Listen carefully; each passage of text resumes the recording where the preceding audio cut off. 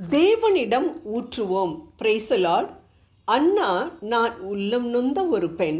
திராட்சை ரசத்தையோ வேறு எந்த மதுவையோ நான் அருந்தவில்லை. மாறாக ஆண்டவர் திருமுன் என் உள்ளத்தை கொட்டி கொண்டிருக்கிறேன் என்று கூறினார். 1 சாமுவேல் 1:15 இறைவார்த்தை. அன்னா தன் உள்ளத்தின் வேதனைகளை ஆண்டவரின் ஆலயத்தில் அவர் முன் கொட்டி கொண்டிருந்த பொழுது, அங்கிருந்த குரு ஏலி அவளின் உதடு அசைவை பார்த்து அவள் குடித்து வெறித்து ஏதோ பிதற்றி கொண்டிருக்கிறாள் என நினைத்து அவரிடம் கேட்ட கேள்விக்குரிய பதில்தான் இது.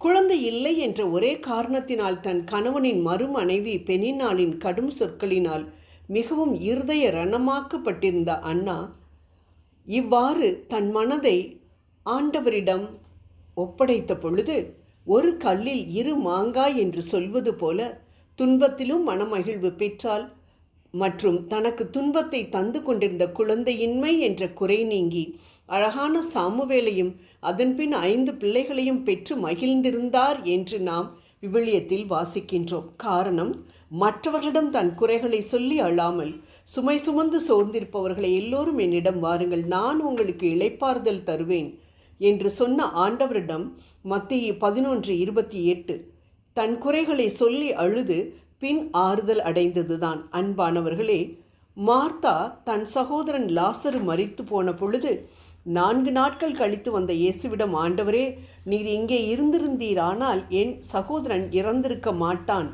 யோவான் 11:21 என்று கூறியதேயும் அதற்கு இயேசு, உன் சகோதரன் உயிர் தெழுவான் என்று சொன்னவுடன், உயிர்த்தெழுதல் நடக்கும் கடைசி நாளிலே அவன் உயிர் தெழுந்திருப்பான் என்று சொல்லி தற்பொழுது இயேசுவால் அவனை உயிர்ப்பிக்க வைக்க முடியும் என்று நம்பாமல் இயேசு சொல்லியும் அற்புதத்திற்கு எதிர்மறையான அவநம்பிக்கையை வெளிப்படுத்தும் வார்த்தைகளை பேசியதை பார்க்கிறோம். பின் எப்படி ஒரு பெரிய அற்புதம் அங்கு நிகழ்ந்தது? அவள் சகோதரி மரியாளின் கண்ணீர்தான். இயேசு வந்திருப்பதை கேட்டு மரியா ஓடி வந்து அவரை கண்டவுடன் அவர் பாதத்தில் விழுந்து, ஆண்டவரே, நீர் இங்கே இருந்திருந்தீரானால் என் சகோதரன் இறந்திருக்க மாட்டான் என்று அழுததையும் அவளோடே கூட இருந்த யூதர்கள் அழுகிறதையும் இயேசு கண்டபொழுது ஆவியிலே கலங்கி துயரம் அடைந்து, அவனை எங்கே வைத்தீர்கள் என்று கேட்டார். ஆண்டவரே, வந்து பாரும் என்றார்கள். இயேசு கண்ணீர் விட்டார். பின் லாசருவை உயிர்ப்பித்தார் என்று நாம் யோவான் 11 வாசிக்கின்றோம். தன் துக்கத்தை சொன்ன மார்த்தாவின் சொற்கள் அற்புதத்தை கொண்டு வரவில்லை. மாறாக தன் துக்கமுள்ள இருதயத்தை ஆண்டவருக்கு முன்பாக ஊற்றி அழுத மரியாளின் கண்ணீர் இயேசுவை கண்ணீர் விட செய்தது மட்டுமன்றி ஒரு பெரிய அற்புதத்தையும் நிகழச் செய்தது. நமது மனமானது வேதனைகளினால் காயப்பட்டிருக்கும் பொழுது அதற்குரிய வல்லமை வாய்ந்த மருந்து நம் கண்ணீர். அரைக்கதவை பூட்டிக்கொண்டு அந்தரங்கத்தில் இருக்கிற உன் பிதாவை நோக்கி ஜெபம் பண்ணு, அப்பொழுது அவர் உனக்கு பதிலளிப்பார். மத்தேயு 6:6 என்று இயேசு சொல்வதின்படி நமது துக்கங்களை இயேசுவிடம் யாருமில்லா நேரத்தில் அரைக்கதவை பூட்டிக்கொண்டு கதறி அழுவோம். கண்ணீரினால் ஆண்டவருக்கு தெரிவிப்போம். திருப்பாடல் 56:8. நம் தேவன் கண்ணீரை காணக்கூடிய தெய்வம். நம் கண்ணீர் கீழே விழாதபடி அவற்றை ஒரு குப்பியில் சேர்த்து வைத்து நமக்கு பதிலளிப்பவர்.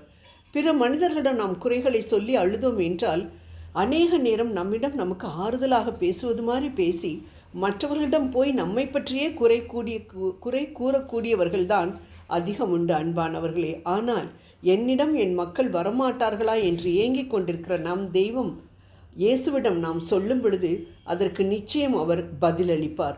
இதற்கு ஒரு பெரிய எடுத்துக்காட்டு நம் அன்பர் இயேசுதான். கெத்செமனி தோட்டத்தில் தன் வியர்வை இரத்தமாக வெளிவரும் வகையில் தன் இருதயத்தை தம் தந்தையிடம் ஊற்றி ஜெபித்த பொழுது நடந்தது என்ன? தம் தந்தையின் சித்தத்திற்கு தன்னை ஒப்பு கொடுக்க முடிந்தது. தந்தையின் வேலை வரும் வரை அவரால் காத்திருக்க முடிந்தது. தேவதூதர்களின் பணிவிடையை பெற்றுக்கொள்ள முடிந்தது. அதே போல் நாமும் நம் தேவனிடம் நம் குறைகளை சொல்லி அழும் பொழுது எத்துன்பத்தையும் நம் தேவனின் சித்தத்திற்கு ஒப்பு கொடுக்க முடியும். முடிவுகளை தீர்க்கமாக எடுக்க முடியும். பொறுத்திருக்கக்கூடிய பலன் கிடைக்கும். அனைத்திற்கும் மேலாக தேவதூதர்களின் பணிவிடையை நமக்கு கிடைக்கும் ஆறுதலின் வழியாக பெற்றுக்கொள்ள முடியும். ஆகவே நம் காயங்களுக்கு மருந்தாக தேவ சமூகத்தில் நம் துன்பங்களினால் நிறைந்த இருதயத்தை ஊற்றுவோம். கண்ணீர் விட்டு கதறுவோம். தேவ ஆறுதலை பெறுவோம். ஜெபம் செய்வோம். முகத்தை அல்ல மனதை பார்க்கும் என் தேவனே, என் மனதின் வேதனைகளை உம்முன் ஊற்றிவிட்டேன். உமக்கு ஏற்ற நேரத்தில் அதற்கு நீர் நிச்சயம் பதில் கொடுப்பீர் என்ற நம்பிக்கையில் நன்றி கூறி